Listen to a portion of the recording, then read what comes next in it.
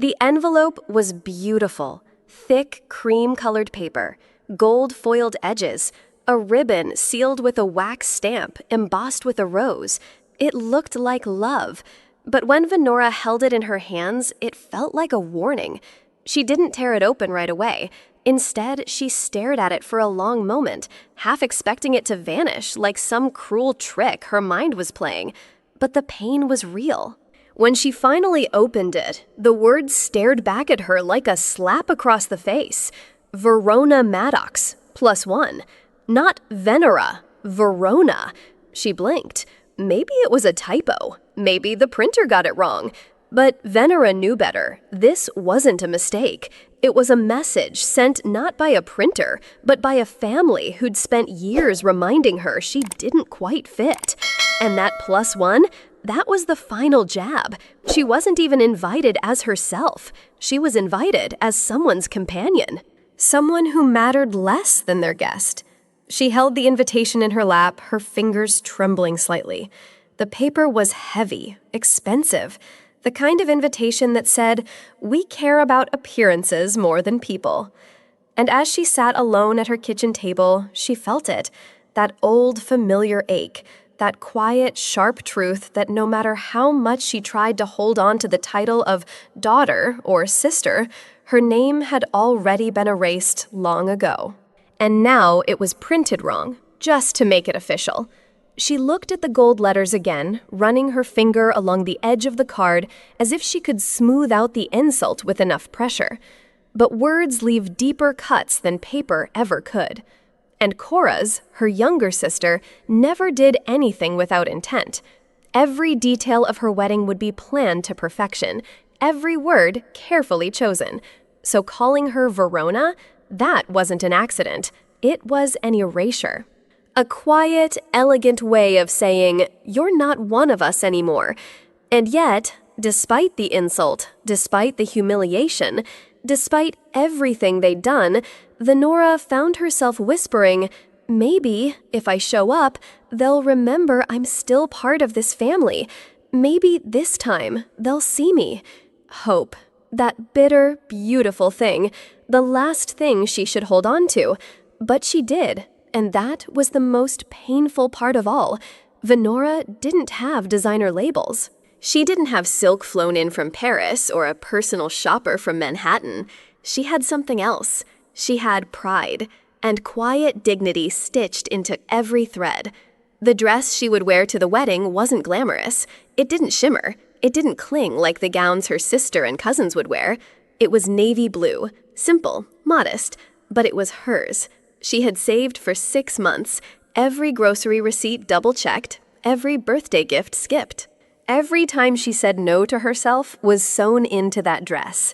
It didn't sparkle, but it stood for something, and that made it more valuable than any crystal-beaded couture on the guest list. When she slipped it on and looked in the mirror, she didn't see a disabled woman. She saw someone who still believed in showing up with grace even when no one asked for her to. The dress didn't try to impress. It tried to honor her. And that meant something. Maybe not to the Maddox family. But to her, it meant everything. The car rolled slowly through the grand iron gates of the vineyard. The tires hummed gently over cobblestone. Cherry blossoms arched above like a scene from a bridal magazine. In the distance, golden lights shimmered from the main hall where waiters in tuxedos floated like ghosts through the late afternoon. Everything was beautiful, painfully beautiful. Venora's hands tightened on her lap. Her wheelchair rested in the trunk, folded beside the truth she was trying to suppress. To everyone else, this was a wedding. To her, it felt like a battlefield. Each champagne glass, each candlelit table, each perfect white rose, it all looked like ammunition in a war she never agreed to fight. She wasn't entering a celebration, she was entering enemy territory. Not because she hated them, but because they had declared her the outsider, and this was their castle. She could already feel it, the looks, the whispers, the pity masked as politeness. She thought she was numb to it by now, but as the valet opened the door and reached for her hand with a smile that didn't reach his eyes, something inside her cracked. "Enjoy the wedding," he said softly. And that's when she realized she didn't feel like a guest. She felt like a trespasser. The hostess smiled tightly and tapped her tablet. "Right this way, Miss Maddox." Venora followed her through the sea of ivory-covered tables, through glittering centerpieces and polished silverware, through laughter and air kisses and champagne flutes catching the golden sunlight. And then they stopped, behind a large potted fern, next to a swinging kitchen door, within earshot of the bathroom hand dryer. "This is you," the hostess said with forced cheer, gesturing toward a lonely table, small, circular, and slightly off balance. It wasn't near the family. It wasn't near the action. It was out of the way, just like they wanted her. Venora parked her wheelchair at the table and adjusted her skirt, slowly, deliberately, pretending it didn't sting. Pretending she didn't notice, but she did, and it burned.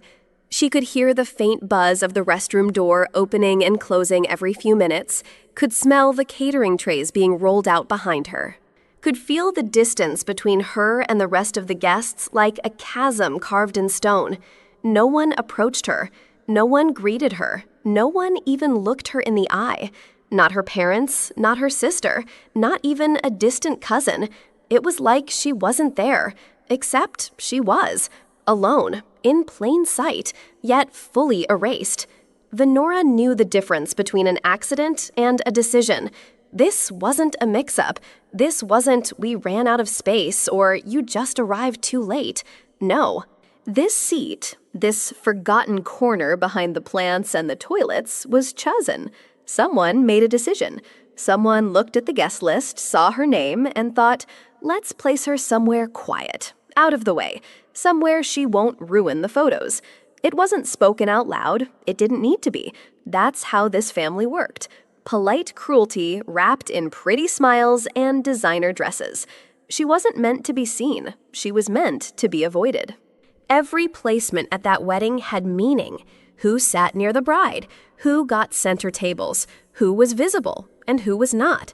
Venora had spent years excusing them, telling herself they didn't realize that it wasn't personal. But this was deliberate. They had made her invisible by design. And that kind of silence, it screams louder than any insult ever could. Venora heard the heels before she saw them. That signature click, click, click across the courtyard tiles, sharp, confident, choreographed. Then came the voice. Sweet, polished, weaponized. "Oh, good, she made it." Chorus. She glided in like she owned the earth she walked on, her arm looped through that of her bridesmaid Kayla, her mirror in every cruel smirk. Their dresses shimmered like luxury ads. Their perfume hit before their words did. They stopped beside Venora's table. "Well," Cora said, tilting her head and scanning her sister from top to bottom, "you look comfortable." The pause was deliberate. The smile was fake. Venora held her breath. Kayla leaned in, pretending to whisper, but just loud enough. "She's really brave to wear that, don't you think?" Both women giggled, not out of joy, but delight. Delight in cutting her down with kindness. It wasn't loud. It didn't need to be. The words landed like a slap behind a silk glove. Because that's how they humiliated her, not by screaming, but by pretending they weren't doing it at all. "Family photo time!" The words echoed across the courtyard like a cheerful command. Guests gathered. The photographer adjusted his lens. People fixed their hair, straightened their ties, dabbed their foreheads. Venora wheeled herself forward. This moment was supposed to mean something. She had told herself all morning, "At least in the family photo, I'll be seen." But as she rolled toward the gathering, she saw it happen like watching a scene she'd already dreamed in a nightmare. Her father was directing people like a wedding planner. "Uncle Barry on the left, no closer, you move over." Her mother stood with her pearls and clipboard. "Stand taller, darling. We want this to look clean." Then, without turning to face her, Marjorie pointed toward the side of the setup and said casually, "Venora, just wheel to the edge, okay? We need the photo to look balanced." Balanced? As if her chair would tilt the image. As if her presence would tip the illusion they were so desperately trying to preserve. Venora blinked. "You don't want me in the middle." Her mother waved a hand, impatient, but still smiling for the crowd. "We'll Photoshop you in later if we need to." The words landed like a cold slap. Not "if you want," not "if you're ready," not "we're so glad you're here," but "if we need to." She wheeled herself to the very edge, 1 foot, 1 frame outside the shot. The photographer didn't look at her. No one adjusted for her. No one asked if she felt okay. She smiled for the camera. And for 1 terrifying second, she wondered, will I even be visible in the final photo? She wasn't trying to eavesdrop. Venora had wheeled herself away from the photos back to her lonely corner by the catering entrance. She just wanted a moment, any moment where she didn't have to smile. But that's when she heard his voice, familiar, deep, authoritative, with that charming performance tone he always used for strangers. Her father, Delmont Maddox. He was standing just a few feet away, sipping bourbon, surrounded by men in suits who smelled like money and confidence. "We had to bring her," he said, casually. "Makes me look like a good dad, doesn't it?" Laughter. One of the men slapped him on the back. "Smart. Nothing says family values like including the less fortunate." Venora didn't move, couldn't move. Her fingers gripped the wheels of her chair until her knuckles turned white. She wasn't his daughter. She was his alibi, a visual prop to support his narrative. Proof that Delmont Maddox was compassionate, inclusive, fatherly. She was the diversity in his family portrait. The silent footnote that said, "See, we're good people," and yet no one looked her in the eye. No one asked how she felt. No one called her by name. Because to them, she wasn't Venora, she was optics. Venora heard the small footsteps before she saw the child. Pat, pat, pat. The soft shuffle of ballet flats against stone. She looked up, and there she was. A little girl with curly brown hair, frosting on her cheek, and a half-eaten cupcake in her hand, Chorus's daughter. About 6 or 7, still unfiltered, still brutally honest the way only children can be. She stood in front of Venora and tilted her head, eyes wide with curiosity. "Mommy says you wear funny clothes 'cause you're poor." The words dropped like a stone in still water. Venora blinked, not in shock, but in recognition. The child didn't say it with cruelty. She said it the way she might comment on the weather. Then, just as casually, the girl extended her hand. "You can have the rest of my cupcake if you want." Her voice was sweet, sincere, and it shattered Venora from the inside out. This wasn't hatred, it was inheritance. Cruelty passed down through tone, through dinners, through whispered sarcasm from mother to daughter. The child didn't know what she was doing, but Venora did. She smiled gently, reaching out with trembling fingers to accept the cupcake. "Thank you, sweetheart. That's very kind." The little girl plopped onto the empty chair next to her, swinging her legs like she belonged there. And for a moment, Venora sat frozen. Because in that child's words, in that casual comment, she had heard everything her family had never said aloud, but had always believed. Venora was sipping lemonade when the truth arrived, not like a thunderclap, but a whisper. The kind that slides past laughter at a fancy wedding, nestles behind the clink of wine glasses, and stabs softly without warning. One of her father's old friends sat down beside her, a jovial man in a tan linen suit. He smiled warmly, oblivious. "Chorus really landed on her feet, huh? That house in Sausalito, whew, your gift really changed her life." Venora blinked. "My gift?" The man laughed, mistaking her confusion for modesty. "Don't be coy." "That inheritance money you signed over, very generous of you." The lemonade turned bitter in her throat. Inheritance? Signed over. She never signed anything. But then, like a blade being slowly twisted, it clicked. The temporary power of attorney papers from years ago. When she was in the hospital, when she couldn't move, when she trusted her parents to handle things. They hadn't handled anything. They had taken everything. Her money, her future, her right to decide. And now, that money had bought her sister's luxury home, the down payment, the remodeled kitchen, the spa bathtub, all of it paid for with stolen dignity. Venora sat frozen. It wasn't just betrayal, it was fraud wearing a family name. The music had shifted into something soft and syrupy. Champagne glasses clinked, laughter fluttered like paper confetti. The perfect wedding illusion held until Venora rolled forward. Her wheels creaked softly as she crossed the room, past the waitstaff, past the orchids, straight toward the main table. The room didn't fall silent. It held its breath. She stopped just short of the head table, smiled, calm, cold.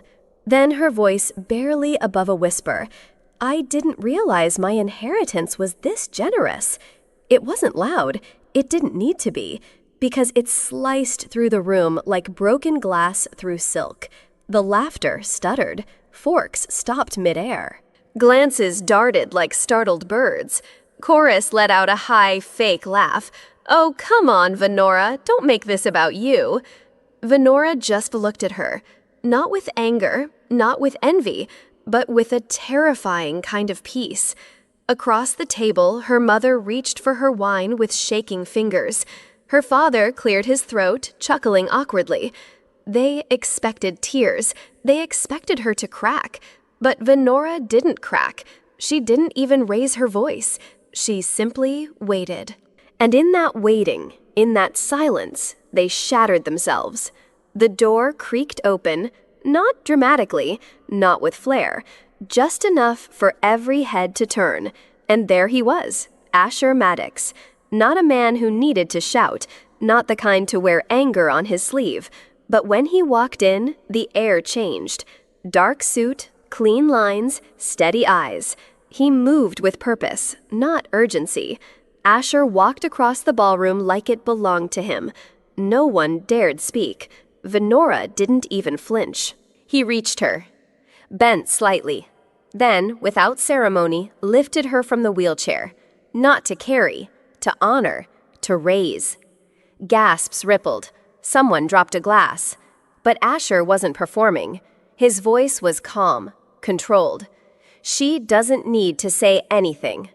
A pause. Dead silence. Her silence already said more than any of you had the courage to. And then he just stood there, holding her like a statement. Not about pity, not about weakness, but about truth. Venora didn't storm out. She didn't cry. She didn't even look back. She simply straightened her spine in Asher's arms and let the silence do the talking. The path between the head table and the exit felt like a red carpet, not for royalty, but for a woman who had just taken back her name, her story, her power. No one dared stop her. No one called after her, because deep down they all knew she had finally walked out of their story and back into her own. The violinist missed a note. A waitress froze with a tray mid-air. But Venora, she glided past it all. Not a guest, not a burden. She was a storm that refused to rage. She was the quiet truth walking out the door. And as she left that vineyard with Asher's arms steady around her, Venora didn't feel broken. She felt clear, like someone who had finally ended a sentence with a full stop on her terms. Later that night, in the quiet of her sunlit kitchen, Venora Maddox picked up a pen. No anger, no drama, just truth. She wrote, "Thank you for showing me where I stand. I hope one day you'll see yourselves as clearly as I saw you today." She didn't sign it, "Love Venora." She didn't sign it at all. Then she pulled open a drawer and took out the embroidered handkerchief. White cotton, faded roses, a gift from her grandmother. a reminder of softness in a hard world. For years, she'd kept it tucked away, a symbol of pain, of silence, of never being enough. But tonight, she folded it carefully, smoothed it once with her palm, then tucked it into a small cedar box alongside the letter. Not as a keepsake of grief, but as a burial, a quiet funeral for who she used to be. No tears, just peace. From the second-floor window of the Vineyard estate, Cora stood in her beaded wedding gown, still glowing, yet suddenly hollow. She watched as Venora Maddox, the sister she mocked, dismissed, erased from every photo and every plan, walked away without flinching. On Venora's face, not defiance, not bitterness, just a calmness that felt louder than any scream. And for the first time, Chorus didn't feel victorious. She felt small. Asher's hand rested gently on Venora's back. He didn't look up at the window. He didn't need to.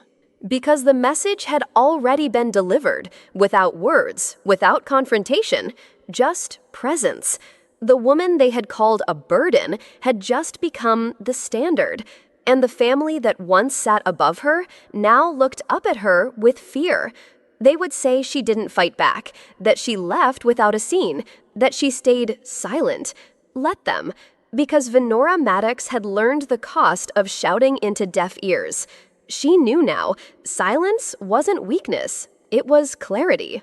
She didn't walk away to prove anything to them. She walked away to keep what they could never take her, dignity. And as the night folded into dawn, Venora sat by the window of her modest home, Asher asleep in the next room, and whispered the words out loud for the first time. Sometimes silence isn't surrender, it's survival. It wasn't a quote, it was her truth, and it echoed softly, surely, in every room that once tried to erase her. Sometimes silence is the loudest way to say, I will not be broken. Venora didn't scream. She didn't seek revenge. She simply left with her dignity intact. In life, there will be moments when people dismiss you, belittle you, or treat you like you don't matter. But your worth is never defined by how they see you. It's defined by how you hold yourself together when the world tries to pull you apart. Remember, you don't need their approval to know you're enough. You just need the courage not to shrink to fit places you've outgrown. If Venora's story stirred something deep inside you, hit that subscribe button right now. Because here we don't just tell stories that make you tear up, we tell stories that remind you of your own quiet strength. Subscribe so you never miss the truth behind the silence. And remember this, you are never alone.